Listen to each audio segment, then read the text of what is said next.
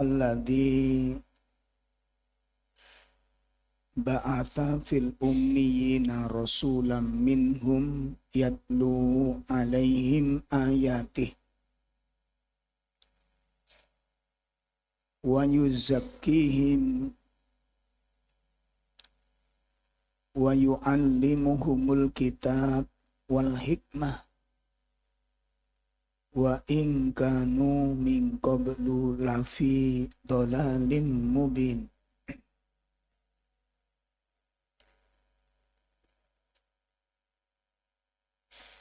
Asyhadu an la ilaha illallah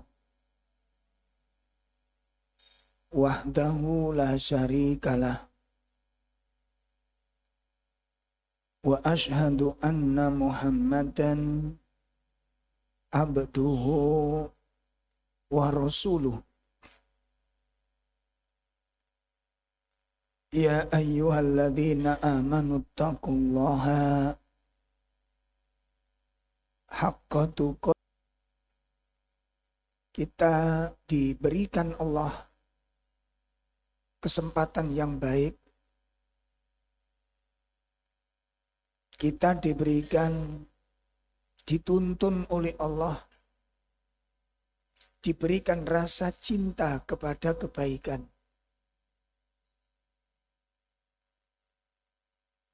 Diberi kemampuan untuk memilih yang maslahat. Dan perlu kita camkan baik-baik. Perlu kita camkan baik-baik.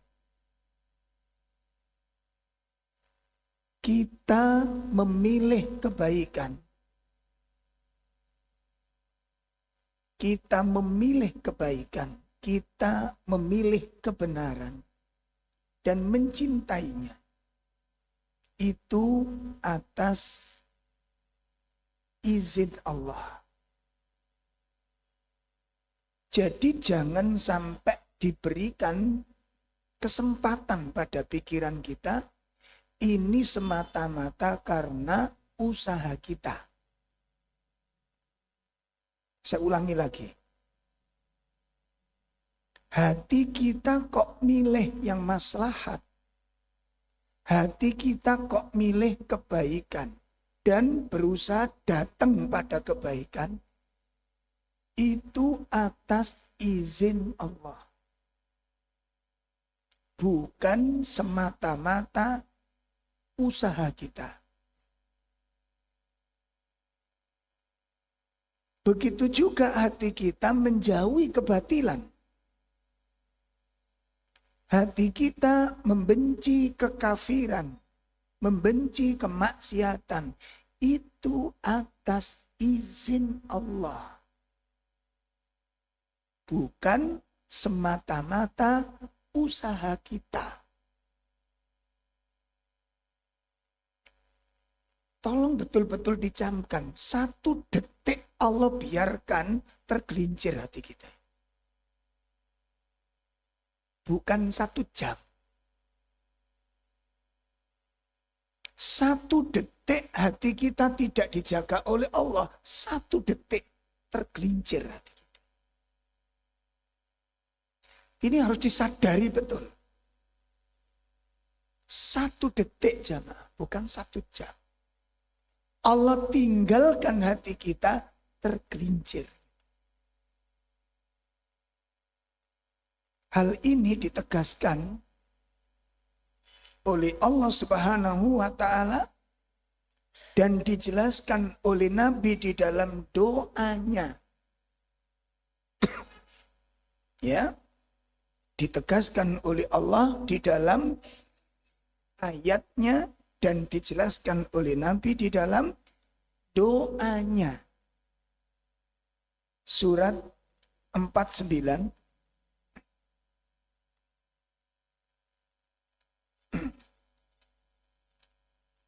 ayat 7 dan ayat 9. Ayat 8. Ayat 7 dan ayat 8. Allah Subhanahu wa Ta'ala berfirman di ayat yang ke-7, A'udzu billahi minasyaitonir rajim.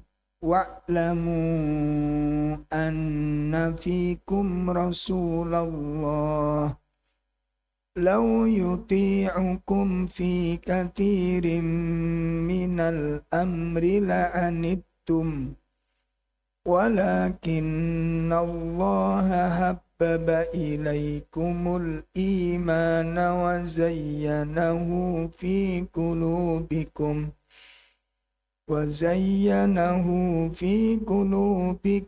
wa karraha ilaikumul kufra wal fusuqa wal isyan ulaika humur rasyidun fadlan minallahi wa ni'mah wallahu alimun hakim. Ketahuilah bahwa di tengah-tengah kamu ada Rasulullah. Seandainya dia menuruti kemauanmu dalam banyak hal, pasti kamu akan mendapatkan kesusahan. Akan tetapi Allah menjadikanmu cinta pada keimanan dan menjadikan iman itu indah dalam hatimu, serta menjadikanmu benci pada kekufuran, kefasikan, dan kemaksiatan. Mereka itulah orang-orang yang mengikuti jalan kebenaran. Itu sebagai karunia dan nikmat dari Allah. Allah Maha Mengetahui lagi Maha Bijaksana. Jadi kalau ada seseorang mampu mencintai iman, orang mencintai iman itu atas apa? Atas pertolongan Allah. Begitu juga ketika seseorang membenci kekafiran, membenci kemaksiatan. Itu juga atas pertolongan Allah. Jadi jangan sampai di dalam benak kita diberi kesempatan, diberi celah. Ini atas usahaku. Ini atas ikhtiarku. Ketika kita bercerita itu tidak terasa nanti. Ya, ketemu orang, kenalan, terus cerita mulai kapan kita mengenal sunnah, itu tidak terasa nanti. Saya ngaji ku tak pilih mas, akhirnya alhamdulillah aku isok milih nanti sing bener. Sing milih siapa? Itu madhabnya Qarun. Itu yang disebut dengan ujub. Menyandarkan keberhasilan dari dirinya sendiri. Coba diulang ayat ini dibaca. Kita mencintai iman, Allah yang jadikan kita mencintai iman. Yang kemudian menjadikan kita memandang iman itu terasa indah. Lalu Allah menjadikan kepada kita benci dengan kekafiran. Allah juga menjadikan kepada kita benci kemaksiatan, benci kefasikan. Allah yang menjadikan. Satu detik kita ditinggalkan oleh Allah, tergelincir hati ini. Oleh karena itulah Rasulullah SAW mengajarkan kepada kita doa di setiap pagi petang. Beliau berkata, wala takilni, gimana? Ila nafsi tarfata. Jangan engkau serahkan aku kepada diriku sendiri. Niku pengertiannya pripun, Mbak? Ya Allah, jangan engkau serahkan aku kepada diriku sendiri. Niku pengertiannya pripun? Pengertiannya gimana ini? Jangan kau biarkan aku sendirian. Jangan kau tinggalkan aku. Kapan? Walau sekejap mata. Awas loh, penyakit ujub sombong niku mengalirnya melebihi halusnya angin yang masuk ke pori-pori kita. Jangan pernah ada diberi kesempatan merasa usaha kita, merasa ikhtiar kita bisa memilih ini. Itu inayah pertolongan. Kalau nanti kita sudah memahami pondasi ini, kita akan menjadi orang-orang yang sangat hati-hati dan semakin dekat dengan Allah. Kenapa? Takut jika kita ditinggalkan.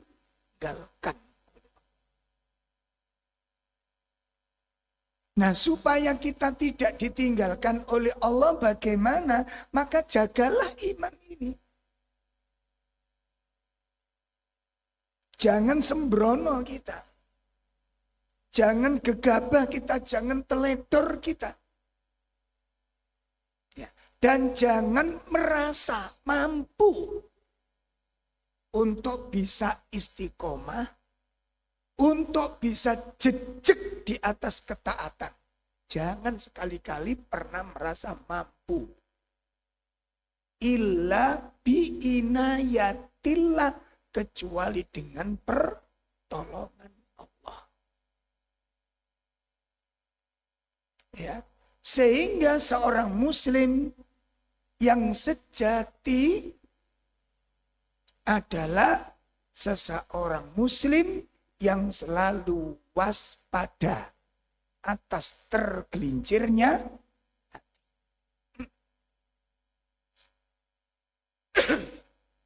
di dalam kitab Situd Duror dikisahkan Imam Ahmad menjelang kematian. Imam Ahmad menjelang kematian. Niku sakit berat, Pak. Saking beratnya kadang-kadang beliau itu pingsan, kemudian siuman. Tidak begitu lama pingsan lagi, siuman lagi, dan itu terus cukup lama yang dialami oleh Imam Ahmad.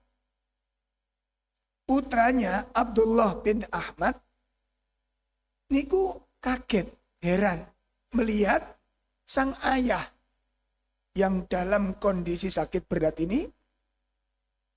Yang diherani nopo, yang membuat beliau terkejut, Imam Ahmad niku waktu sakit berat niku, Pak, Ibu, ketika siuman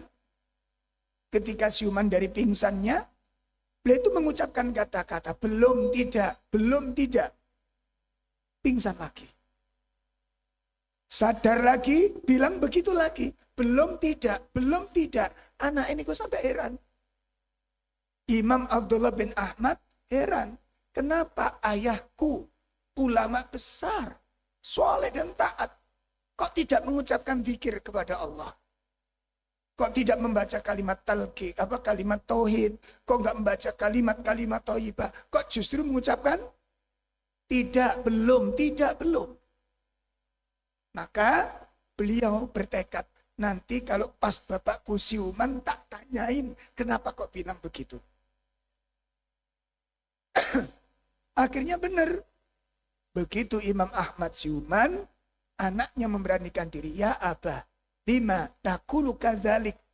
Kenapa Anda ucapkan kalimat ini?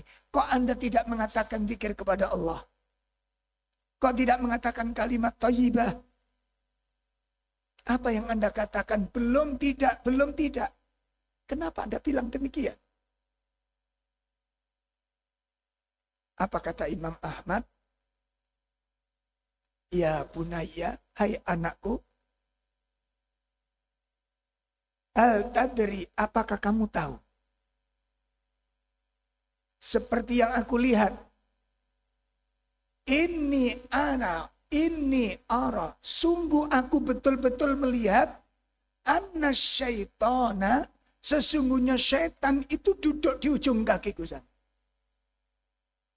Aku melihat, benar-benar melihat setan sedang duduk di ujung kakiku. Seraya mengatakan, ya Ahmad, engkau sudah lepas dari gangguanku. Kata setan, hai Ahmad, kamu sudah bebas dari gangguanku. Aku menjawab, belum, tidak. Sampai ajalku tiba. Siapa dia? Imam Ahmad. Yang diberi kemampuan Allah menghafal 1 juta hadis. Tidak merasa aman dari gangguan setan. Tidak merasa aman dari ketergelincirannya hati. Imam Ahmad, sang penghafal 1 juta hadis. Khawatir hatinya tergelincir. Kita sudah berapa hadis yang sudah dihafal? Berapa, Pak? 20 hadis ada? Ada? 15. 10.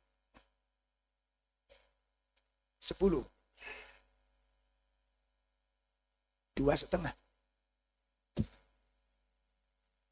Astagfirullah. Rumongso aman, dosa apa yang akan kita bawa? Gak malu kita. Makanya ini harus dijaga betul.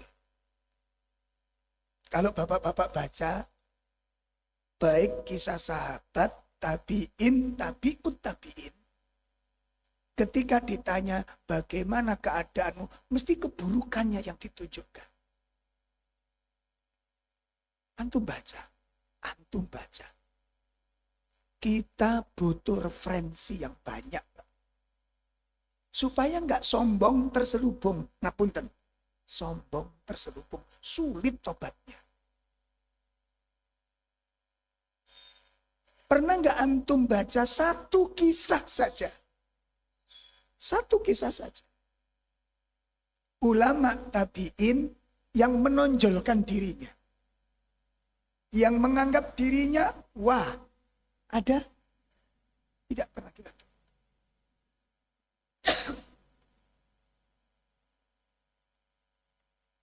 Bahkan mungkin di antara kita semenjak kita sudah ngaji sunnah ini, kayaknya udah terbebas semua dari penyakit syirik, dari penyakit, padahal masih banyak ini. Syirik besar, iya kita udah selamat. Syirik kecil, sudah selamat.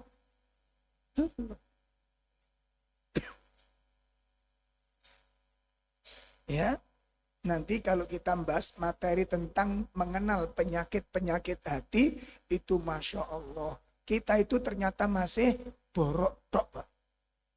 Makanya nggak usah dibahas itu.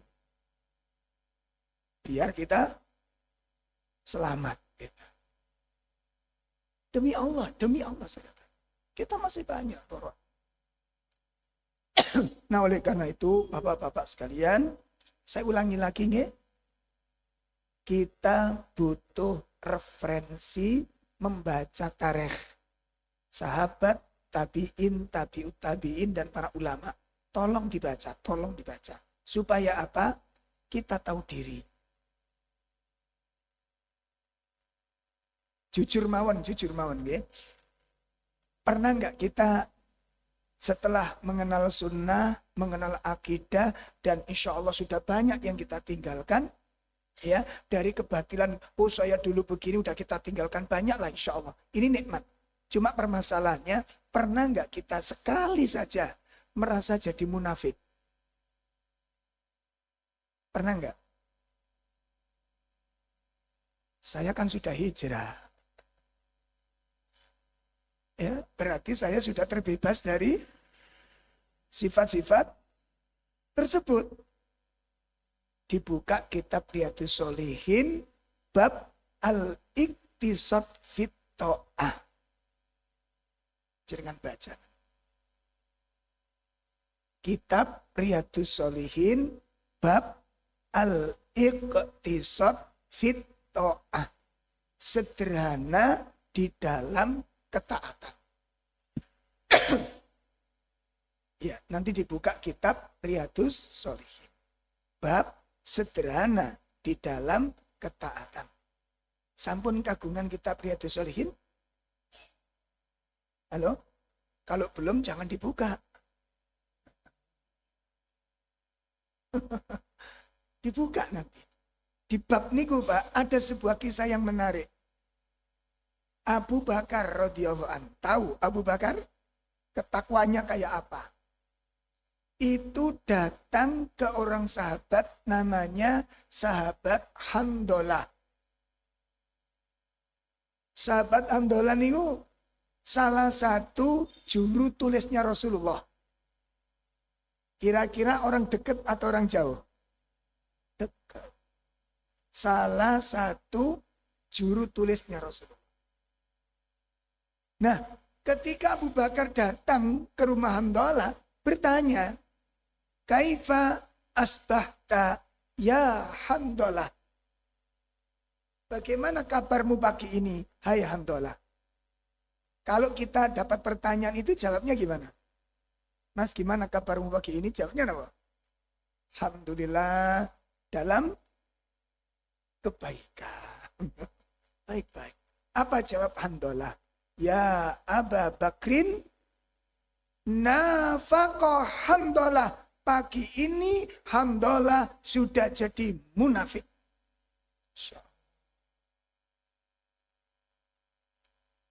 Kaget Abu Bakar.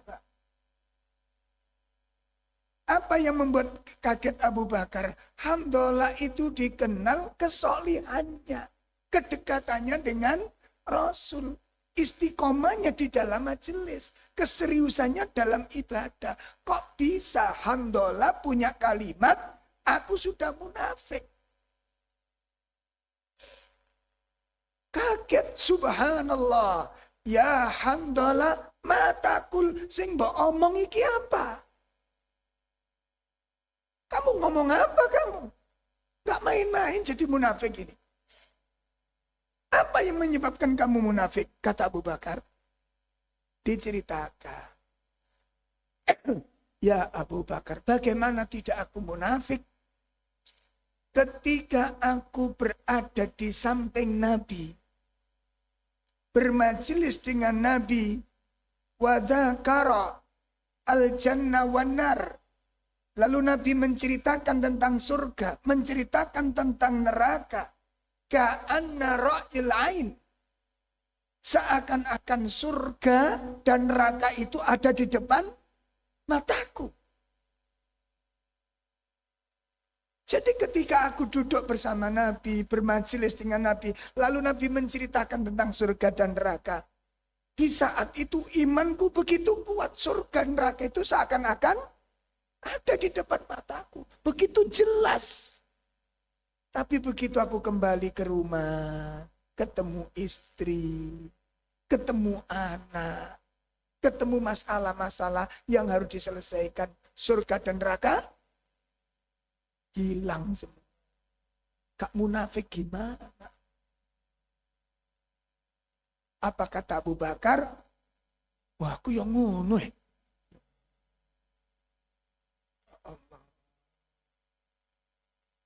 Ini sekelas Abu Bakar. Karena kita jadi rumah saja jadi munafik. Tuh, mungkin ketakwaan kita kayaknya lebih tinggi dari Abu Bakar. Ya. Atau seimbang dengan Handolah.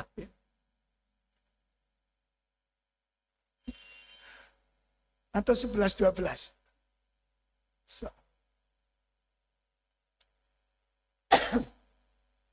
Makanya ada yang kurang, Pak. Apa yang kurang? Referensi membaca tarikh kurang kita. Saya sangat anjurkan yang sering baca tarikh kisah-kisah para sahabat, para tabi'in. Supaya apa? Itu cermin untuk belajar tahu diri. Saged dipahami iki? Mudah-mudahan ini nanti kita jaga sehingga nanti kalau orang sudah tahu kaidah ini, Pak, tentu semakin dekat. Pak. Makanya yang jadikan standar ini ojo diukur karo wong umum, salah. Ya, kalau kita jadikan standar, aku sih mending lah timbang tonggoku, ojo ngono, salah. Para tabi'in ukurannya kemana? Para sahabat. Apa kata seorang tabi'in? Dinukil di dalam kitab Az-Zuhd oleh Imam Ahmad. Beliau mengatakan, najhadu fina. Perhatikan kalimat. Najhadu fina. Bersungguh-sungguhnya kami para tabi'in. Bersungguh-sungguhnya kami para tabi'in di dalam beragama, di dalam beribadah ini. Itu seperti kalaibi al-madhah. Seperti bermain-mainnya para sahabat. Pun, sakitipun paham ini.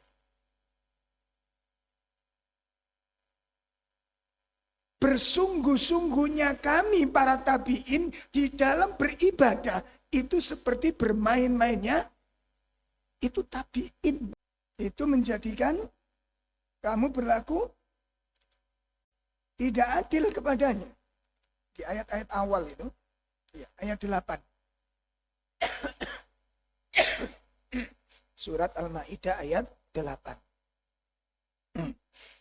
Ya ayyuhalladzina amanu kunu qawwamina lillahi syuhada'a bil qist wala yajrimannakum syana'anu qawmin ala alla ta'dilu i'dilu huwa aqrabu littaqwa wattaqullah innallaha khabirum bima ta'malun. Lihat. Wahai orang-orang yang beriman, jadilah kamu penegak kebenaran karena Allah dan saksi-saksi yang bertindak dengan adil. Janganlah kebencianmu terhadap suatu kaum mendorong kamu untuk berlaku tidak adil. Berlakulah adil, karena adil itu lebih dekat pada takwa. Bertakwalah kepada Allah. Sesungguhnya Allah Maha teliti terhadap apa yang kamu kerjakan. Perhatikan ini. Ya, wahai orang-orang yang beriman, pesan yang disampaikan adalah la yajrimannakum syana'anu qaumin ala alla ta'dilu. Jangan sampai kebencianmu kepada suatu kaum mendorong kamu berlaku tidak adil. Ini dijadikan dalil oleh para ulama bahwa kebencian itu bisa menghilangkan sifat adil. Dan terbukti di dalam sejarah. Terbukti di dalam dalil. Yang disimpan oleh Allah. Diabadikan di dalam kitabnya. Salah satu sebab yang menjadikan orang Yahudi, orang Nasrani tidak mau menerima kerasulan Nabi Muhammad SAW karena kebencian dan hasad. Benci hasad itu satu paket. Perhatikan ini. Dan ini bukan urusan mudah. Ini butuh pelatihan, riyadhah, terus belajar. untuk bisa memaafkan orang yang berbuat zalim. Ya. Ini nggak main-main ini, Pak. Saestu nggak main-main.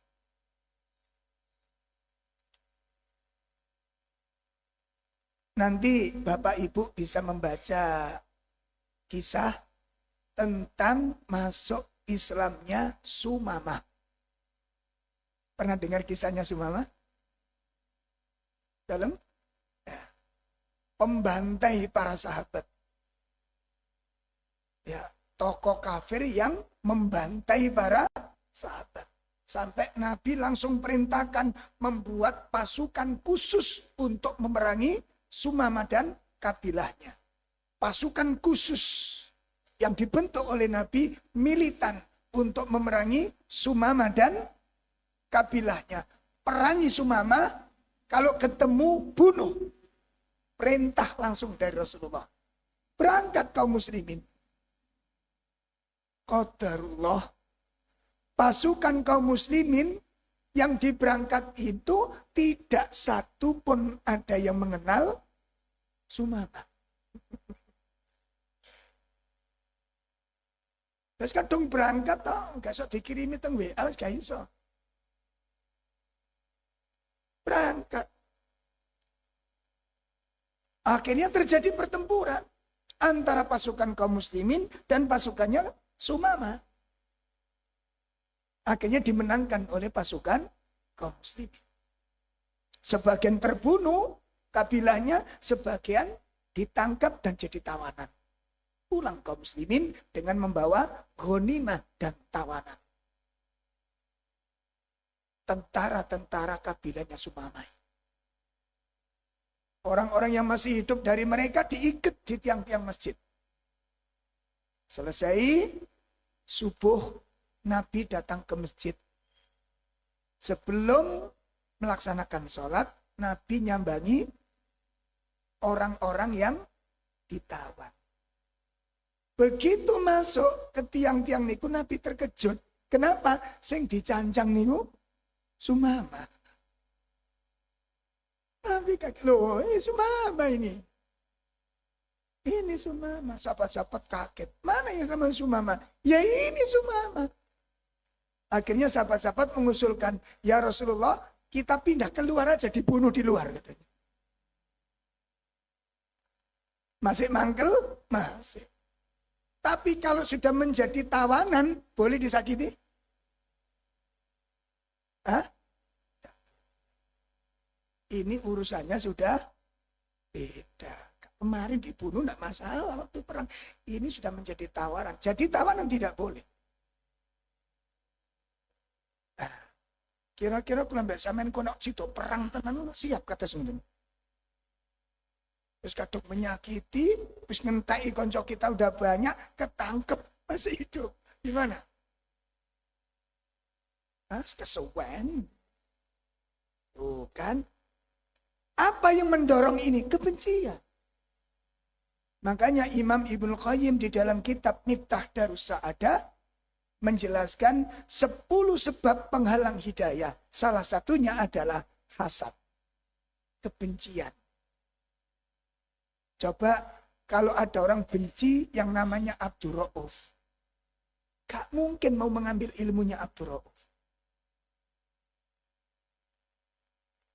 Bener gak bener itu tetap elek. Karena benci. Disebutkan oleh para imam-imam itu. Kalau kita memandang sesuatu dengan kacamata kebencian. Kalau kita memandang sesuatu dengan kacamata kebencian. Yang kita pandang itu semuanya buruk. Betul apa enggak? Katakan kita benci seseorang. Ini orang kita benci. Apa saja yang dilakukan di mata kita? Halo? Itu yang dinamakan tidak adil. Kan? Makanya ini bahaya, Pak. Jadi kalau kita belum bisa plong memaafkan orang yang berbuat salah, maka itu akan melahirkan apa? Kebencian. kebencian dan akan melahirkan sifat hasad terhadap orang lain. Oleh karena itulah Allah menempatkan sifat memaafkan kepada orang yang mendoliminya itu bagian dari sifatul muttaqin. Sifatul muttaqin.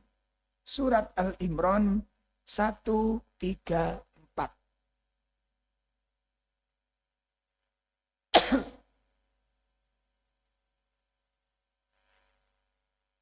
Kita simak surat Al-Imran ayat berapa?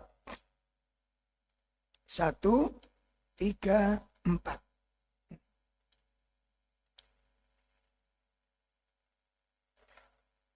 Ketika Allah sebutkan sifat-sifat orang yang bertakwa, beliau menyebutkan, Allah menyatakan alladzina yunfikuna fis sarra'i wad-dharra'i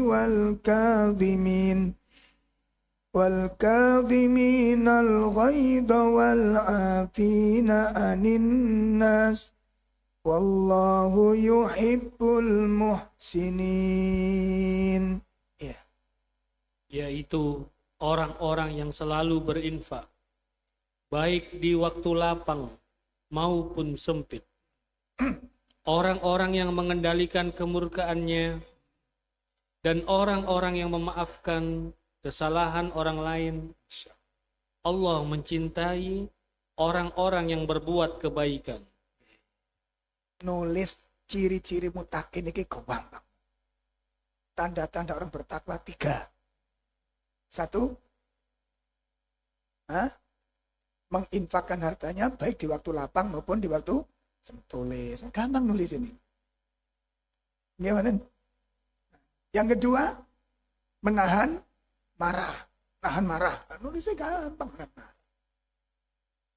3, memaafkan. Selesai pengajian ditanya, ada berapa sifat-sifat bertakwa? 3, Ustaz. Jawab nih, gampang. Menjelaskan sifat-sifat orang bertakwa, gampang. Tapi jadi orang yang bertakwa, tapi harus dijalani. Jangan lantas angel. Ini berarti putus asa kita. Kalau orang sudah ditunjukkan sifat-sifat begini, gak mungkin kita bisa. Berarti kita gak ada harapan jadi orang baik. Dan tidak ada keinginan untuk menjadi orang yang baik. Makanya sifat takwa itu bukan sifat sembarangan. Sifat orang-orang yang diunggulkan oleh Allah. Pun, diperhatikan ayat ini, Pak. Ayat ini ayat unggulan. Sifat-sifat yang menakjubkan. Oleh karena itulah ketakwaan dijadikan standar kemuliaan seseorang di sisi Allah. Inna akramakum indallahi. Kenapa orang yang bertakwa itu orang yang terbaik di mata Allah? Karena punya sifat-sifat yang terbaik yang tidak mudah dijalankan oleh orang lain. Ayo dicek 3 sifat ini, Pak. Apakah kita sudah jalankan 3 sifat ini? 1, apa tadi? Berinfak di waktu. Pengertiannya lapang sempit niki pengertiannya ya napa? Dalam infak di waktu lapang, di waktu sempit niki pengertiannya pripun? Duwe-duwe gak duwe ngono. Rezeki seret, rezeki lancar ngoten. Ada nggak tafsir selain itu? Ada nggak kira-kira tafsir selain itu? Ada, Pak. Dan itu lebih sulit lagi. Apa itu? Yang lapang sempit bukan uangnya, tapi jiwanya. Ketika ridho, ketika marah, itu yang namanya sarra wa dharra. Jadi yang dikatakan sarra itu lapang. Kita dengan orang itu nggak ada masalah. Dalam keadaan ridho, tidak ada masalah. Ya. Ini kita infak seperti ini wajar. Tapi kita infak kepada orang yang membuat benci kepada kita, bagaimana? Menyakiti kita, menghancurkan kehormatan kita, sementara di sisi yang lain, dia itu butuh bantuan, dan kita tahu itu butuh kita. Tapi dia dolim kepada kita, merusak kehormatan kita. Ada keinginan membantu?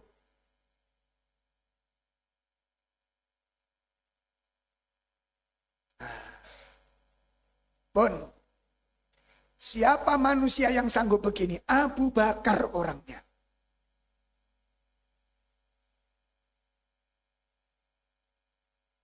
Siapa yang sanggup? Abu Bakar. Nah, tiga-tiganya dilakukan oleh Abu Bakar. Abu Bakar pelakunya ayat. Kalau saya bicara atau ustadz-ustadz yang lain nanti membicarakan seperti ini, hati sampean jangan bilang angel, cok. Itu namanya nggak punya keinginan jadi orang baik. Paham ya? Kita nggak kepingin tahu untuk belajar gitu loh. Cok, itu sahabat, langkahnya tiruan gitu loh. Nah terus kita ngapain ngotot-ngotot mengikuti jejak sahabat? Sing mbok eloki apane? Nek cara wudune tok gampang kae ngusap rai mawon. Sifat ini loh.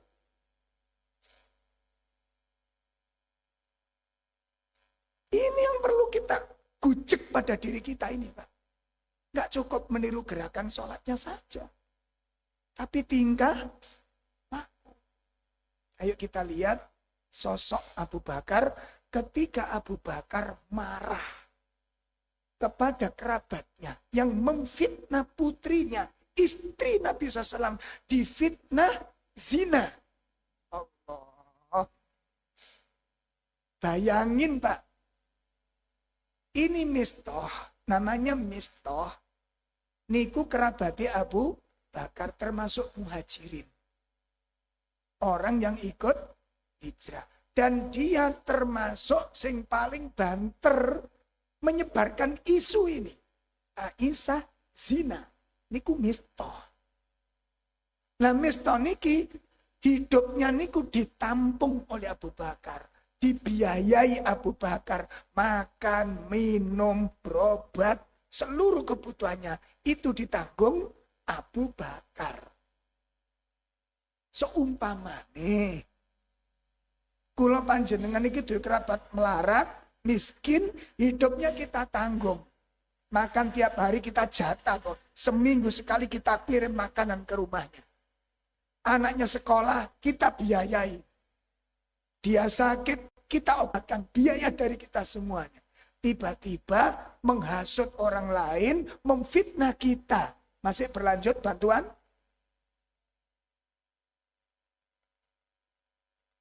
Mas kena jarno cek kapok. Bayangin Abu Bakar mengalami hal ini. Begitu Abu Bakar tahu, Mistoh banter suaranya ikut menyuarakan Aisyah zina, bahayakan istri Rasulullah SAW. Disebarkan kalau sekarang viral. Mistoh orangnya yang menyebarkan. Salah satu orang yang paling getol menyampaikan. Mendengar itu Abu Bakar marah, benci dengan Mistoh. Seraya mengatakan, wallahi demi Allah, aku cabut bantuanku kepada Mistoh. Akhirnya Mistoh terlantar. Karena hidupnya tiap hari ini dari, kalau ini didramakan. Kalau ini didramakan, lalu kita nonton, komentar kita apa?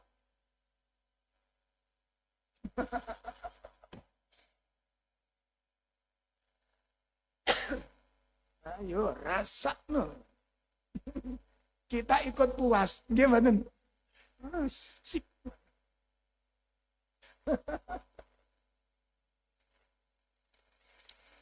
Iya. Makanya Untuk potensi kita jadi orang soleh, potensi kita jadi pendosa itu lebih kuat mana ini? Oh.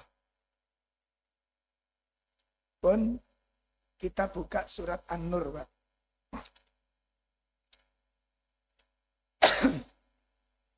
Itu asbabun nuzul tentang kisah Abu Bakar tersebut. Surat An-Nur ayat 22. Mangke bisa dilihat di dalam tafsir. Ibnu Katsir boleh, tafsir As-Sa'di boleh, ya, At-Tabari boleh. Kisah ini luar biasa, memberikan sebuah inspirasi kepada kita tentang melaksanakan surat Al-Imran ayat berapa tadi? Bagaimana kita menghadapi satu orang yang mendolimi kita dan kita dituntut satu, harus ngempet, marah, dua, harus memaafkan, yang ketiga harus membantunya. 3 amalan. Saya harus ngempet marah saya, yang kedua harus memaafkan, yang ketiga harus tetap membantu dia. Iki ya opo lek kelakon ini. Wah, nggak mungkin, kata siapa? Kalau Allah menolong, kata siapa tidak bisa. Kenapa kalau kita mengalami sulit, kok kita nggak minta kepada Allah? Kenapa kita hakimi sendiri, kita putuskan sendiri? Wis gak mungkin aku bisa memaafkan, gak mungkin, itu berat, itu sulit. Abu Bakar, wis biarkan Abu Bakar, memang dia sahabat. Kenapa kita gak melibatkan Allah? Sampun, silakan dibaca terjemahnya. An-Nur ayat 22.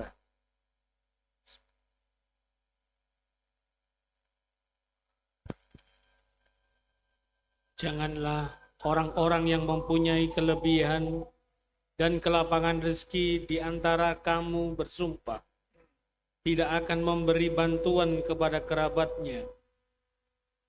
Orang-orang miskin dan orang-orang yang berhijrah di jalan Allah. Hendaklah mereka memaafkan dan berlapang dada. Apakah kamu tidak suka bahwa Allah mengampunimu? Allah Maha Pengampun lagi Maha Penyayang. Masya Allah. Ini. Begitu turun ayat ini, Nabi tergesa-gesa menemui siapa? Abu Bakar. Kenapa ayat ini turun berkaitan dengan sifatnya Abu Bakar yang memutuskan dan bersumpah untuk tidak memberi bantuan. Ditegur langsung dari langit yang ketujuh.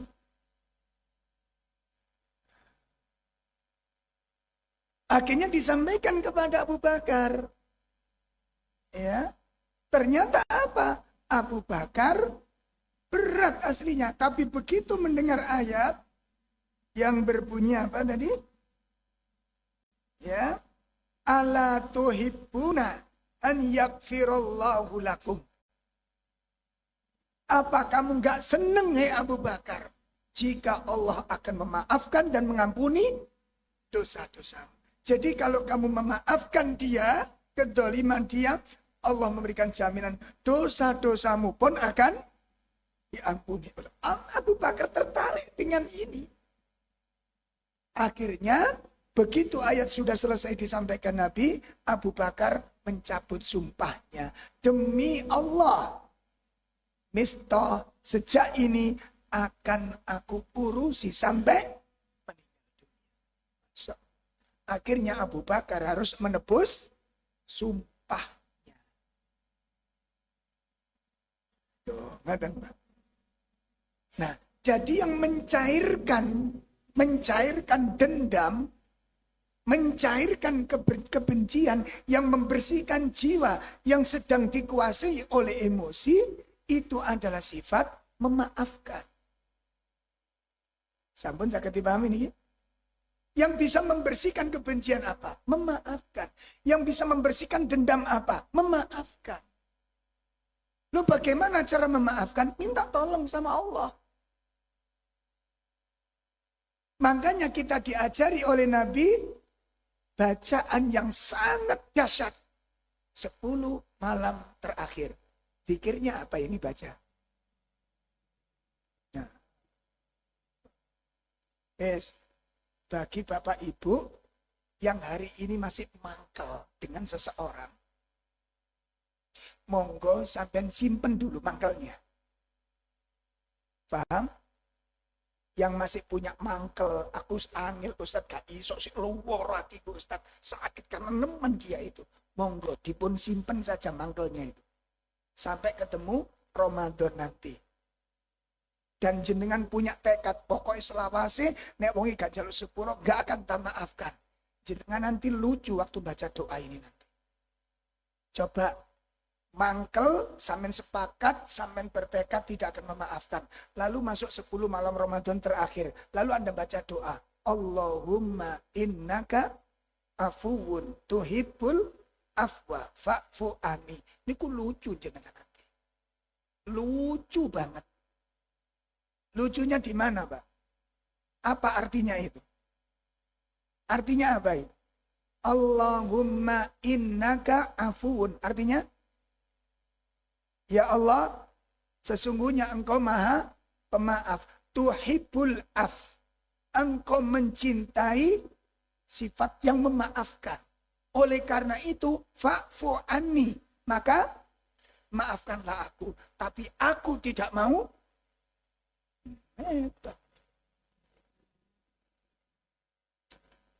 Masih mangkel. Masih disimpan. Nanti masuk Ramadan. Sampai dulinan ambil doa ini.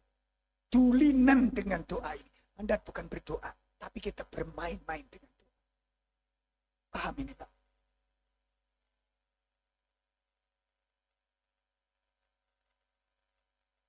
Ini. Oleh karena itulah Rasulullah SAW memberitahukan kepada sahabat Uqbah dalam sebuah hadis yang diriwayatkan oleh Imam Al-Hakim.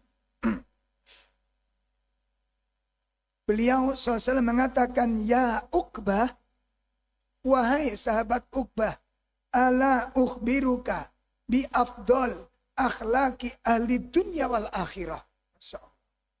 Maukah kamu aku tunjukkan seutama-utama akhlak ahli dunia dan ahli akhirat. Akhlaknya penghuni surga. Maukah kamu aku tunjukkan seutama-utama akhlaknya ahli surga. Lalu sahabat Uqbah mengatakan, bala ya Rasulullah. Wahai Rasulullah, ajarkan kepadaku. Beritahukan kepadaku akhlaknya yang terbaik dari penghuni surga itu. Nabi menyebutkan ada 3. Seutama-utama akhlak ahlu dunia wal akhirah. Ada 3 sifat. Yang pertama, tasilu man koto'aka. Niki cermin keikhlasan. Gak ikhlas gak bisa. Gak ikhlas gak bisa. Apa itu? Engkau menyambung tali kerabat yang orang itu memutuskan kepadamu. Kerabatmu marah denganmu. Karibmu benci kepadamu. Serai memutuskan hari ini kita bukan lagi saudara. Nggak usah hubungi saya, nggak usah WA saya, nggak usah nyari saya. Lalu kita datang ke rumahnya untuk menyambung. Itu keikhlasan yang bisa. Karena ada 2 penghalangnya. Napa, Pak? Gengsi dan harga diri. Apa mana dulur tuwek? Lah, aku yo gak salah. Wong aku sing tuwek. Yang bisa mengantarkan siapa? Ikhlas. Niki ujian bagi kita. Saya itu pernah, Pak, nganterin suami istri yang sedang islah kepada saudaranya. Jadi sing ojo-ojo niku sing lanang, ayo tak iki dulurmu. Jadi sing masalah niku istrinya malah. Sing lanang kula niki mangkel Ustaz, cuma ya apa maneh wong syariat itu gak oleh. Ih hebat dengan ini. Yes, lapo isin-isin wong kita ndelok ridho Allah kan dene kok diusir ya mulai ngono ae. Akhirnya mau istrinya, Pak.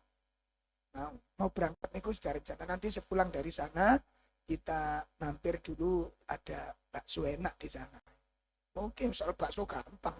Yang penting cair dulu nanti berangkat. Nah, sampai di sana jenenge wong mangkel niku, Pak. Bertamu ke rumah orang yang membenci kita itu rasanya dia.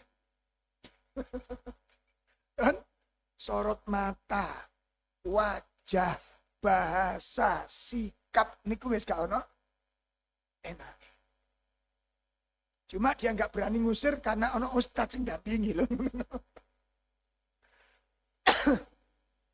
Wis gak ono enak. Guyu niku senyum niku mahal banget, Pak. Lah sing wedok niki sing mangkel niku yo melok gak guyu pisan. Subhanallah, lagi tegang-tegangnya niku kita sampaikan. Ini kita kepingin Islam. Sing wedok kali mas niku mboten wis gak nyambung, wis nyambung. Mangkel pol-polan. Akhirnya qadarullah.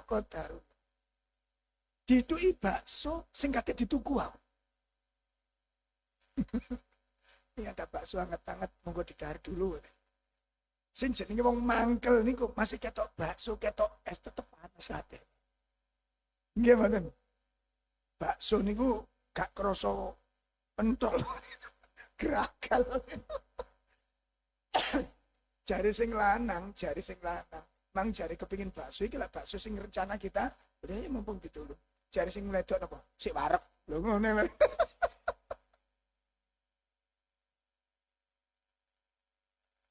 Subhanallah, sebuah rasa bisa merubah suatu rasa. Ngerti maksudnya? Sebuah rasa bisa merubah suatu rasa. Rasa mantel merubah rasa semuanya. Nggih mboten. Kalau tingali sikile wedok niku jejak sikile. Ini sore meja.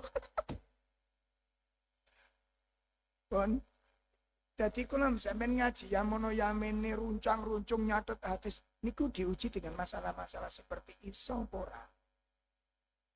Gak dhuwur-dhuwur, Pak. Diuji dengan itu bisa nggak kita melewatinya? Hadis sudah ratusan hadis kita baca. Ayat-ayat Quran sudah ribuan kita catat.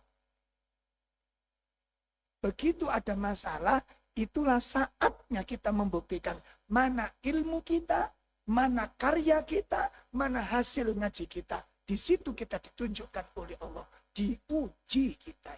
Berhasil atau enggak melewati. Sampun jelas nih Pak? Nah, makanya nyata niki nek nurut akal karo perasaan abot. Sinten ngomong niki enteng. Cuma masalahnya kalau ini kita bawa kepada perasaan kita enggak ada habisnya. Dendam niku bisa lebih buruk dari yang didendami. Saged dipahami nih Pak. Dendam itu bisa dosanya lebih besar 10 kali lipat dari orang yang membuat masalah. Itu buruknya dendam. Bunye. Makanya kita masuk pada bunye. Jadi kita lanjutkan dulu. Jadi yang pertama apa akhlaknya ahli surga tadi? Menyambung kerabat orang yang sengaja memutuskan kamu sambung. Itulah akhlaknya ahli surga. Dan ini ada di dalam surat Al-Imran tadi. Gimana? Yang kedua, apa sifatnya ahli surga? Wa tu'ti man haramaka. Engkau memberi bantuan kepada orang yang bakhil kepadamu. Kalau kita traktir teman-teman, yang orang-orang itu biasa traktir kita, biasa. Tapi traktir wong medit itu masya Allah. Nah, orang yang bakhil dengan kita memberi sama dia. itu akhlaknya ahli surga. Yang ketiga, akhlaknya ahli surga adalah wa ta'fu amman dolamaka. Memaafkan terhadap orang-orang yang mendolimi. Engkau memaafkan orang-orang yang mendolimi. Itulah akhlaknya ahli surga. Nah, kalau kamu sudah bisa amalkan 3 amalan ini, berarti kamu sudah amalkan surat Al-Imran 100. Nah, surat Al-Imran itu tugas kita. Padahal itu karya puasa yang kita syariatkan. Diwajibkan puasa agar kalian bertakwa. Sifat-sifat orang bertakwa ini. Nah, sekarang takwa kita sudah menghasilkan sifat itu apa belum? Evaluasi. Baik. Berikutnya. Pelajaran yang kelima. Nasihat bagi orang yang terdolimi. Al-intiqam, balas dendam, yuritu ad-dul, akan meninggalkan kehinaan.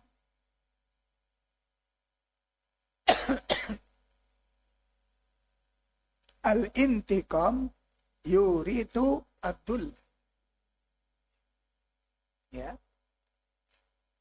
Balas dendam itu akan meninggalkan kehinaan. Wal afu, sedangkan memaafkan,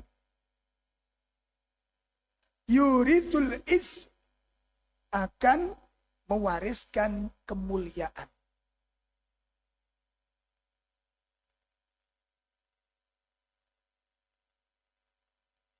Ya, balas dendam melahirkan kehinaan. Sedangkan memaafkan akan melahirkan kemuliaan. Kama qala an-nabiy sallallahu alaihi wasallam, sebagaimana telah disebutkan oleh Nabi sallallahu alaihi wasallam. Beliau bersabda, ma naqasat shadaqatun min mal. Ma naqasat shadaqatun min mal. Sedekah itu tidak mengurangi harta. Sedekah tidak mengurangi harta.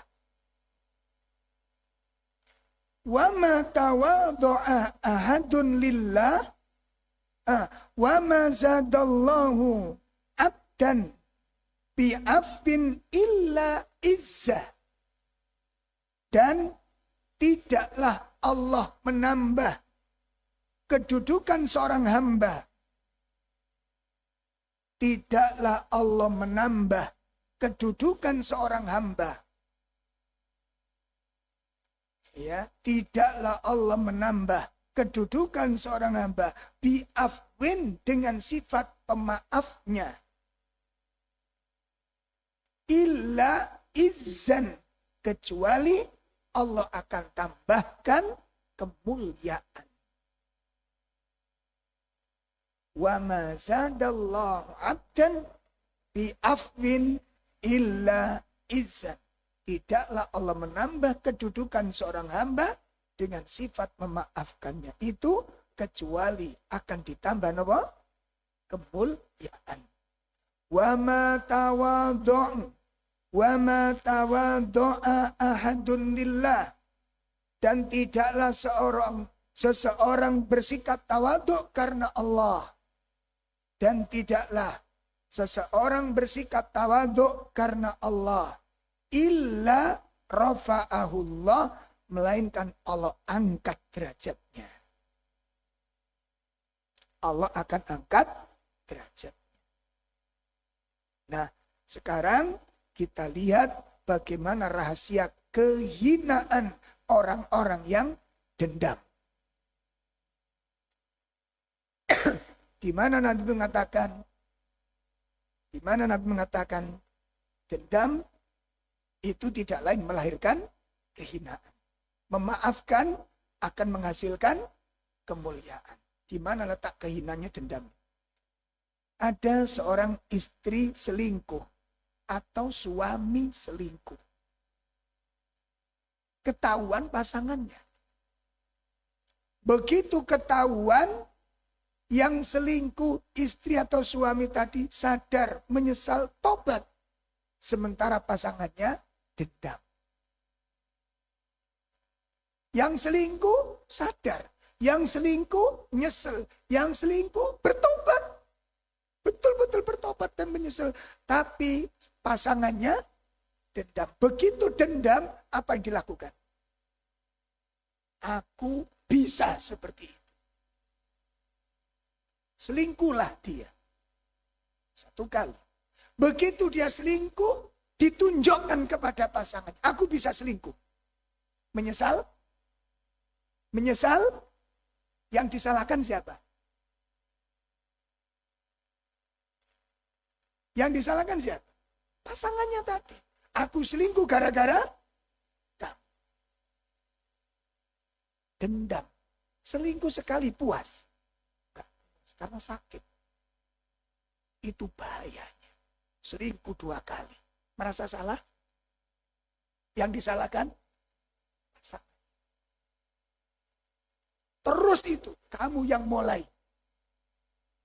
Kowe sing garai. Aku tak ewangi ngempet. Kamu selingkuh. Kau khianati aku. Aku yo iso. Itu namanya intiqam. Dendam. Insyaallah. Maka ini bahaya. Dan rentetan dosa-dosa berkumpul di dalam balas dendam tanpa disadari. Dan yang berat, sulit mengakui salah. Jelasnya, sampai dalam omongan saja nggak boleh kita melebihi. Ingat satu riwayat Nabi duduk bersama Aisyah, tiba-tiba ada rombongan orang Yahudi masuk. Ngomong apa, Pak? Assalamu alaika ya Muhammad. Assamu, bukan assalamualaikum. Assamu alaik ya Muhammad. Kecelakaan atasmu, hai Muhammad. Nabi menjawab, wa alaikum. Nek ngono tok. Aisyah gak terima. Balas dendam Aisyah. Assalamualaikum wa laknatullah. Ono imbuhe, Pak. Semoga kalian celaka, semoga kalian mati dan dilaknat oleh Allah. Dibiarin oleh Nabi? Ya, ditegur di tempat itu juga. Ya Aisyah, mahlan alon-alon. Dicegah Nabi, gak terima Aisyah. Ya Rasulullah, tidakkah engkau dengar apa yang mereka ucapkan? Mereka mengucapkan, engkau celaka. Kata Nabi, wis tak jawab. Wis tak jawab. Doaku dikabulkan Allah, doa mereka tidak jawab. Ya Aisyah, tidakkah kamu dengar omonganku? Dibalik sama Nabi. Itu menunjukkan sekedar balas dendam omongan tidak. Kalau membalas saja boleh. Tapi kalau melebihi tidak boleh. Contoh. Ada orang ngomong kita, kowe iku jelek, kowe iku elek. Sampeyan bilang, podo. Nah itu boleh. Ya. Kowe iku elek, podo. Mari bisa. Tapi kalau tidak kita balas itu lebih. Jadi balas itu boleh. Kalau yang sama. Tapi nek sampeyan tambahi, ya kowe sing elek, koyo tegek itu tambahan Pak niku. Itu enggak oleh. Niku sing enggak, justru emboe iku sing enak, ngoten lho, puas, ngoten lho. Nggih to? Nah itu hidup manusia itu, Pak. Makanya wonten ngene kitab napa niku? Sama'il Muhammadiyah. Ada kitab Sama'il Muhammadiyah yang ditulis oleh Syekh Jamil Zainu Nah, ini wonten kisah. Abu Bakar niku pernah dicaci maki seseorang. Dicaci maki, Pak. Dicemooh, dicelatu nih. Abu Bakar diam. Tidak balas. Nabi melihat peristiwa itu, Nabi duduk sambil tersenyum. Artinya apa? Memuji Abu Bakar. Nah, begitu Abu Bakar dicaci maki, dicemooh, dijelek-jelekan, itu kok diem. Orang yang mencaci tambah dadi. Tambah nemen. Abu Bakar terpancing. Begitu terpancing, Abu Bakar bales sebagian. Bales apa? Sebagian. Nabi berdiri dalam keadaan marah dan meninggalkan. Abu Bakar ngerti, ini mesti ada yang salah. Akhirnya Abu Bakar mengejar Rasulullah. Ya Rasulullah, apa yang kau lakukan? Apa yang terjadi? Aku dicaci maki, aku diem. Dan aku melihat Anda duduk tersenyum melihat saya begitu. Tapi begitu dia semakin menjadi-jadi dan aku membalas sebagian kecil. Anda berdiri dalam keadaan marah. Ada apa? Simak ini, Pak. Ketika engkau dicaci maki, engkau dicela, engkau diam. Kenapa aku tersenyum? Karena aku melihat malaikat ada di sampingmu sedang mencaci maki orang tersebut. Makanya aku senyum. Kamu diem dicaci maki. Itu ada malaikat di sampingmu mencaci maki orang tersebut. Begitu kamu bales, setan datang membantumu dan malaikat itu pergi. Makanya aku ikut pergi. Pun, nek diceladu wong enak bales apa menang? Nanti dibuka kitab Samail. Itu akhlaknya Rasulullah SAW. Itu akhlaknya para salaf. Itu akhlaknya para salaf. Sampai jelas? Malah kita manas-manasi. Awakmu menengai. Ternyata kita mengikuti istrinya Abu Lahab. Insya Allah. Sampun, ini pelajaran yang keberapa? Yang kelima. Masih belum selesai, Pak. Ada pelajaran-pelajaran yang lain. Insya Allah akan kita lanjutkan di pertemuan yang akan datang. Insya Allah. Pelajaran yang ke-6, pelajaran yang ke-7 sampai ke-9 nanti. Karena ini sangat penting. Karena mangkel, benci, dendam itu sangat akrab dengan kita semua. Mudah-mudahan melalui majelis-majelis ilmu kita, Allah menolong kita dalam kebaikan. Allah tolong hati kita untuk semakin cerah di atas Alkitab ini. Dan semakin lurus di atas sunnah Nabi alaihi salatu wassalam. Kurang lebih mohon maaf. Wassallallahu ala nabiyina Muhammad subhanakallahumma wa bihamdika asyhadu an la ilaha illa anta astaghfiruka wa atubu ilaik. Assalamualaikum warahmatullahi wabarakatuh.